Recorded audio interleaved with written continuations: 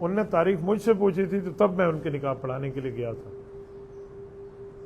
ورنہ بندہ مصروف ہوتا ہے تو میں ناراض نہیں ہوتا، آپ مجھ سے پوچھے بغیر تاریخ رکھ لیتے ہیں، پھر میں شرکت نہ کروں تو آپ بھی ناراض نہ ہوا کریں، ایک کو گھن لینا. ہاں تو اللہ آپ کو خوش رکھے. دوسری، آپ سب حضرات سے انہوں نے کہا بھی دعا کی درخواست کر لیں، تو آپ بھی دعا کریں اللہ پاک ان کی شادی کو خانہ آبادی فرمائے. اور یہ کہتے ہیں نصیحت کر دیں، نصیحت کس حوالے سے کروں؟ نکاح ہوا ہے، رخصتی بھی ہوئی ہے یا نہیں ہوئی؟ آپ مجھے بتا دیتے بھی رخصتی بھی ہوئی ہے تو پھر میں وہ نصیحت کرتا ہوں. چلو دونوں کر دیتا ہوں. اگر آپ کا نکاح ہوا ہے ابھی رخصتی نہیں ہوئی تو بیوی سے فون پہ بات نہ کرنا. جس کا نکاح ہو جائے رخصتی سے پہلے فون پہ بات تو کیا ملنا بھی حلال ہوتا ہے، لیکن عام طور پہ دیکھا گیا ہے کہ جو رخصتی سے پہلے فون پہ باتیں شروع کر دیتے ہیں، ایک دوسرے کے مزاج سے واقف نہیں ہوتے، تو اس میں کچھ ایسی بات ہو جاتی ہے کہ غصے سے کوئی جملہ کہہ دیتا ہے. میرے کس طرح جاننے والے ہیں، ان نے بیوی کو کہہ دیا رخصتی سے پہلے، نکاح ہو گیا تھا، اتنے بجے تک تو نے میسج نہ دیکھا نا تو مجھ سے فارغ ہے. اس بیچاری نے 2 منٹ بعد دیکھا اس کا میسج، اب وہ ایک ہی لفظ سے فارغ ہو گئی ہے کیونکہ ابھی رخصتی نہیں ہوئی. قبل رخصتی جو ہے نا، رخصتی سے پہلے وہ ایک طلاق ہی معتبر ہو جاتی ہے اور فارغ ہو جاتی ہے، پھر آپ دوسری تیسری کا انتظار نہیں کریں گے. تو اگر آپ کی رخصتی نہیں ہوئی تو ان معاملات کو آپ دیکھیں. دوسری بات، اگر رخصتی ہو گئی ہے تو زیادہ سے زیادہ نرمی کا معاملہ دیکھیں. نرمی کا یہ مطلب نہیں ہے کہ شریعت کی مخالفت میں بیوی کو نرمی دیں، اللہ رسول کی نافرمانی میں بیوی کو نرمی دیں، جی نہیں. نرمی کا مطلب یہ ہے کہ جہاں پر شریعت گنجائش دیتی ہے وہاں آپ گنجائش دیں، وہاں پر ڈنڈا اٹھا کے نہ ٹھہریں. ٹھیک ہے، آپ کے گھر آنے پہ آپ کی بیوی کا چہرہ خوش ہو جائے، یہ نہ کہے کہ وہ کہے بھائی مصیبت میرے گاٹے پہ گئی ہے، یوں نہ کہے وہ. تو اس لیے نرمی کا معاملہ رکھیں، اچھائی کا معاملہ رکھیں. ساس سسر بھی آپ کی امی ابو ہیں، اس کے ساتھ بھی اسی طرح کا معاملہ رکھیں. یہ وہ خاتون ہے جو آپ کی نسل بڑھانے کے لیے آپ کے گھر آئی ہے. رخصتی کے وقت بیٹی کو جو دل میں درد ہوتا ہے نا کہ اپنے اس حویلی کو چھوڑ کے آ رہی ہوں جہاں رہی ہوں، یہ آپ کی رخصتی ہوتی تو میں آپ سے پوچھتا. ٹھیک ہے، تو پرایا گھر گھنٹے واسطے گیا ہے نا، وہ تو شادی پکی ہے. تو اسی لیے یہی ہے. اللہ آپ کو خوش رکھے. مفتی صاحب، جماعت کی نماز میں کوئی رکعت رہ جائے تو مقتدی کو بھی یاد نہ رہے، کون سی رکعت رہتی ہے؟ تو اس صورت میں کیا کرنا چاہیے؟ دماغ تیز کرنے کی کسی حکیم سے دوائی کھانی چاہیے. جس کو 4 رکعتوں میں بھی 1 رکعت یاد نہیں رہتی تو اس بیچارے کو دوائی کھانی چاہیے تاکہ اس کا حافظہ مضبوط ہو جائے، ووکیبلری زبردست ہو جائے، اور جو ہے نا کیا کہتے ہیں وہ اس کا عقل وغیرہ. ہمارے عمران صاحب بیٹھے ہوئے اور ڈاکٹر ہیں، وہ ٹیکہ لگائیں گے تو اس سے آپ کی یاداشت آ جائے گی. کیسے سادے آدمی آپ کی رکعت رہ جائے آپ کو پتہ ہی نہ چلے. یعنی 4 رکعتیں آپ کو یہ بھی نہیں پتا میری 1 رہ گئی ہے 2 رہ گئی. یہ تو ہو گیا عوامی جواب. اب آپ کو میں وہ جواب دیتا ہوں جو شرعی جواب ہے. یقین مانے شرعی جواب سے پہلے اصلاحی جواب دینا بڑا ضروری ہے. لوگوں کے مائنڈ ایسے کھلتے نہیں ہیں. 4 لاکھ روپے اس نے کسی کو دیے ہو نا، کبھی بھی نہیں بھولے گا کہ 3 لاکھ دیے تھے یا 4 دیے تھے. ہاں یہ تو آگ سپت ہے 5 نتیم کہ 4 نتیم، کم کی طرف نہیں جائے گا. اور نماز میں بھول جاتے ہیں. اب میرے لیے جواب سمجھیں. ہمارا تجربہ ہے، یہ میں کوئی قرآن حدیث کا حکم نہیں بیان کر رہا، ہمارا ایکسپیرینس اور تجربہ ہے کہ جب وضو میں آپ دنیا کی باتیں کرتے ہوئے وضو کریں گے، آداب کا خیال نہیں رکھیں گے تو آپ نماز میں بھولیں گے. اور اگر آپ باجماعت نماز میں شریک ہو گئے تو آپ کی اس نحوست کا اثر امام پہ بھی آئے گا اور امام بیچارہ بھی بھولے گا. ضروری نہیں ہے ہر وقت یہ ہو، کبھی کبھی یہ بھی ہوتا ہے. تو اس لیے ایک تو وضو اپنی ٹھیک کر لیں. دوسرا، آپ پہلی دفعہ بھولے ہیں یا ہر وقت بھولتے ہیں؟ اگر آپ پہلی دفعہ بھولے ہیں تو کم پہ عمل کریں کہ میری کتنی رکعتیں ہیں اس کو دیکھیں. مثلا 3 اور 4 میں اختلاف ہے تو 3 سمجھ لیں، 2 اور 3 میں اختلاف ہے تو 2 سمجھیں. اور ہر وقت بھولنے کا معاملہ ہے تو ظن غالب کو دیکھیں کہ زیادہ گمان کس طرف ہے. ٹھیک ہے، مزید بھی اس پہ کچھ تفصیل ہو تو آگے چلا لیں. عوامی مسائل پوچھا کریں. کسی شخصیت کا نام لکھ کے آپ پوچھ رہے ہیں اور وہ بیچارہ بھی دنیا سے چلا گیا ہے تو میرے خیال میں ایسا مناسب نہیں ہے. مسئلے کے حساب سے وہ پوچھیں، یا کوئی زندہ بے ایمان بیٹھا ہو تو اس کے عقیدے کے بارے میں پوچھیں. دنیا سے چلا گیا بیچارہ، آپ اس کی مغفرت کی دعا کریں اگر وہ مسلمان ہے تو. مقتدی مسجد میں داخل ہوا، امام نے پہلی رکعت کی تکبیر کہی، مقتدی پھر ثنا پڑھے گا یا جماعت میں شامل رہے گا؟ مقتدی مسجد میں داخل ہوا، امام نے اللہ اکبر کہہ دیا، اب یہ اسی وقت ہی شامل ہو گیا، اب امام نے قرات شروع نہیں کی تو یہ ثنا پڑے گا، اور امام نے قرات کر لی ہے تو اس کی ثنا کا حکم جاتا رہا، بس اب یہ امام کی تلاوت سنے گا، اللہ اللہ اور خیر صلی۔ اور اگر سری نماز ہے، ظہر کی اور عصر کی ہے، آپ تک آواز نہیں آ رہی، پھر بھی اگر آپ نے اندازہ کر لیا کہ امام اس وقت قرآن شروع کر چکا ہوگا، تب بھی آپ نہیں پڑھیں گے وہ ثنا، کیونکہ قرآن پاک میں دو حکم ہیں، نمازیں دو ہیں، حکم بھی دو ہے۔ سورۃ اعراف کی آیت نمبر 204 سیکنڈ لاسٹ آیا ہے، اس میں اللہ فرماتے ہیں وَإِذَا قُرِئَ الْقُرْآنُ فَاسْتَمِعُوا لَهُ وَأَنصِتُوا لَعَلَّكُمْ تُرْحَمُونَ، دو حکم دیے اللہ نے کہ تم چاہتے ہو تمہارے اوپر اللہ کی رحمت جاری رہے تو جس وقت قرآن پڑھا جائے تو دو کام کرو، ایک خاموش ہو جاؤ، ایک کان لگا کے سنو۔ تو فرماتے ہیں خاموش اس وقت رہو جب امام کی آواز نہ آ رہی ہو، اور خاموش ہو کے کان تب لگاؤ جب امام کی آواز آ رہی ہو۔ تو سری اور جہری دونوں نمازوں کا حکم ہے، تو اس لیے آپ نے ان دونوں نمازوں کے معاملات کا خیال کرنا ہے۔ مفتی صاحب اعتکاف پہ بیٹھے ہم آخرت میں کون سا فائدہ دے گا؟ 10 حجوں سے زیادہ ثواب ہے ایک اعتکاف، 10 حجوں سے۔ اس کا یہ مطلب نہیں ہے کہ جس پر حج فرض ہے اور وہ کہ میں نے اعتکاف کر لیا تو ثواب ٹھیک ہو گیا، یوں نہیں ہے۔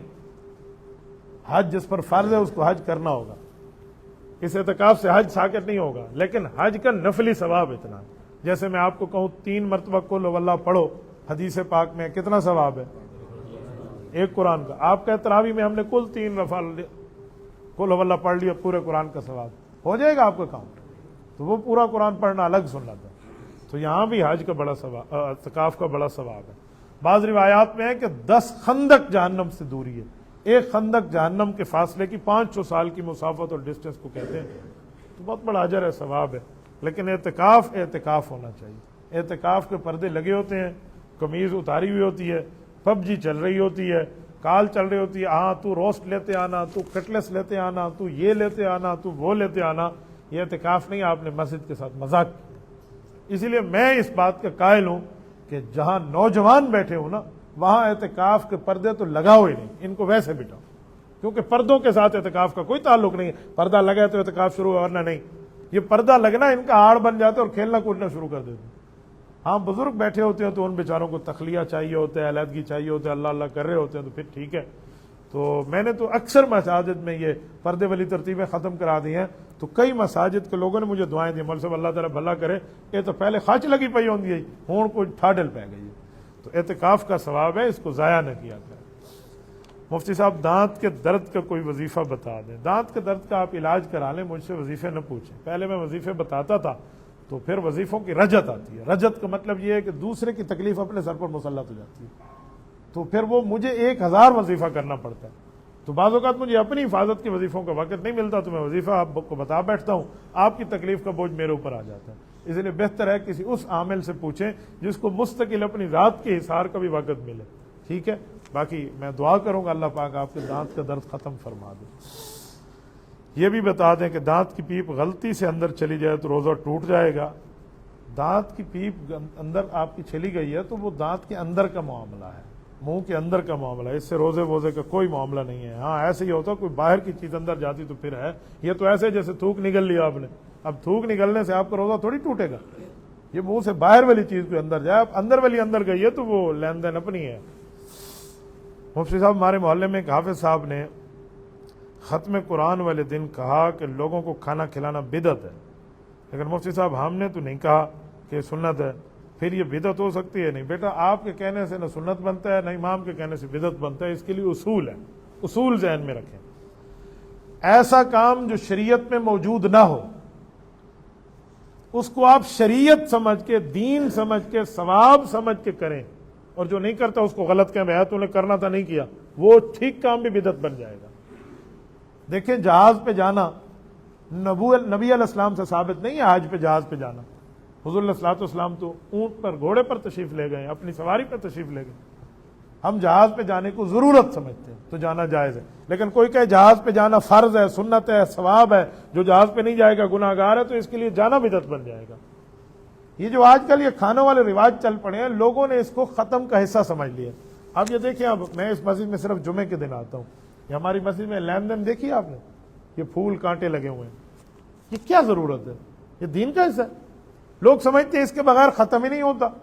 یہ جھنڈیاں لگا کے رکھ دی ہیں, اس کا کوئی شریعت اور دین سے حصہ نہیں. آپ یہ نہ سمجھیں کہ مفتی عبدالواحد صاحب کی کمر کے پیچھے جھنڈیاں لگی ہوئی تھی, وہ مولوی لئی بیٹھا ہے تو ہم کیوں نہ لگائیں. بھائی میں تو ہفتے والے دن صرف ایک ہفتے میں ایک دفعہ یہاں آتا ہوں. یہ ترتیب شریعت کا حصہ نہیں ہے. لوگوں نے اس کو دین سمجھ لیا. اس سے بہتر تھا دل کو خوش کرتے اللہ کے لیے. اپنے گھر کو اور اللہ کے گھر کا فرق رکھیں. اللہ کے گھر میں ختم والے دن آپ 2 قرآن کریم لے کر ہدیہ کر دیں تاکہ لوگ پڑھیں تمہیں ثواب ملے. ان جھڈی کروڑ ہی لاؤ جو تو وہ ثواب نہیں ملنا. اسی طرح کھانے کھلانے کا معاملہ ہے. لوگوں نے سمجھا ہوا ہے ختم پہ کھانا کھلانا بڑا ثواب کا کام ہے اور دین ہے, یہ نہیں کھلائیں گے تو ختم بنتا ہی نہیں ہے. تبھی علماء کہتے ہیں بدعت ہے. ورنہ کو ویسے کھانا کھلا دے تو ثواب کا کام ہے, کوئی اس پہ منع نہیں ہے. اس کو ضروری سمجھتے ہیں, ختم کا حصہ سمجھتے ہیں, شریعت کا پارٹ سمجھتے ہیں. یہ مسئلہ غلط ہو جاتا ہے. تو اسی لیے اس کا فرق سمجھیں. امام صاحب نے شاید تفصیل نہ دی ہو اور آپ سمجھے نہ ہو تو آپ نے کہا صرف کھانا کھلانا بدعت بن گیا. ایسا نہیں ہے, یہ اس ڈیٹیل کے ساتھ مسئلہ ہے. بعض مسائل وہ ہوتے ہیں جن کو تفصیل کے ساتھ سمجھنا ہوتا ہے, صرف ایک لفظ کے اندر اس کی پوری بنیاد موجود نہیں ہوتی. مفتی صاحب گلے کے درد کا وظیفہ بتائیں. اللہ آپ کے گلے کے درد کو ٹھیک فرما. جس حافظ صاحب کی داڑھی نہ ہو اس کے پیچھے نماز ہوتی ہے یا نہیں ہوتی, لیکن ہم نے گھر میں بغیر داڑھی والے حافظ کے پیچھے تراویح پڑھ رہے ہیں تو کیا ہوئی یا نہیں؟ یہ آپ کا رمضان مبارک کا سوال ہوگا اور آپ نے بھیجا اب ہے. میرے بھائی اللہ آپ کو خوش رکھے. داڑھی نہ ہونے کا مطلب کیا ہے؟ ایک ہے داڑھی کاٹتا ہے, ایک ہے داڑھی ابھی نکلی نہیں ہے. یہ دونوں مسئلے الگ الگ ہیں. اگر امام صاحب 15 سال کی عمر پوری ہے اور ان کی داڑھی کا ایک بال بھی نہیں نکلا تو آپ کی نماز ان کے پیچھے ہوتی ہے, آپ پڑھ لیں. اور اگر امام صاحب بالغ عاقل ہیں اور داڑھی کاٹتے ہیں تو داڑھی منڈے کو امام نہ بنائیں, یہ طے ہے. میں 1 رکعت داڑھی منڈے کے پیچھے نہیں پڑھتا, آپ 20 رکعت پڑھنے پہ بیٹھے ہیں, آپ کے جگرے کو سلام ہے. میں 1 رکعت نہیں پڑھتا. سیدھی سی بات ہے, ہم سنت کے مطابق والے کے پیچھے نماز پڑھیں گے. مصر کے قراء کتنا خوبصورت قرآن پڑھتے ہیں, کتنا خوبصورت پڑھتے ہیں. ہم قائد ملت اسلامی حضرت مولانا فضل الرحمان صاحب کے گھر میں تھے. ایک مصری قاری صاحب تشریف لایا, ملے, گپ شپ لگی, حال حوال ہوا, تلاوت سنی. نماز کے لیے وہ آگے ہوئے, میں ہٹ گیا, میں نے نہیں پڑھی نماز. داڑھی نہیں ہے, میں نہیں پڑھتا. سنت کے مطابق داڑھی ہوگی, ہم نماز پڑھیں گے. امامت کو میں اس شخص کو نااہل سمجھتا ہوں امامت کے لیے جس کی سنت کے مطابق داڑھی. اگر اس طرح ہم اجازت دے دیں تو پھر تو بس کام پورا ہو گیا. پھر تو ایک مسلح امامت ہی رہتا ہے جس پر دنیا داروں کے لیے مولویوں نے منع کیا بھی یہاں حضور کا وارث آئے تو پھر ہر بندہ آ جائے گا. اب دلیل کی جی ہاں, پھر تو عورتیں, ہاں آج کل عورتیں پڑھا رہی ہیں حضرت. حقیقت میں ایئرپورٹ پہ عورت جماعت کرا رہی ہے. گنوں سے رہ پیچھے جمعہ گیا بھی ڈنڈا ہاتھ نہیں دے تو خطبہ پڑھے. تو اس طرح داڑھی منڈے سمجھتے ہیں کہ ہم امامت پہ آ جاتے ہیں. امامت مولوی کی وراثت نہیں ہے, نبوت کی وراثت ہے. یہاں جس نبی نے نماز پڑھائی ہے, جس صحابی اور جن اہل بیت نے امام بنے ہیں, ان کی داڑھی تھی یا نہیں تھی, اس کا فیصلہ کر لیں. آپ ان کے وارث بنتے ہو تو آپ پڑھ لیں. ایسا نہیں ہے, اسی لیے اس معاملے سے بچیں, اپنے معاملات کو دیکھیں. اور اس طرح میں نے خناسوں کو دیکھا ہے. آپ کہیں گے حافظ ہیں, میں ایسے حافظوں کو اللہ حافظ کہتا ہوں جو صرف رمضان میں داڑھی بڑھا لیتے ہیں. لوگ نماز پڑھ لیں, رمضان والی رات, عید والی رات انہوں نے داڑھی کا جنازہ نکال دینا. تو ایسوں کو تو 2-4 میں کھلے مار کے بندہ بجاوے.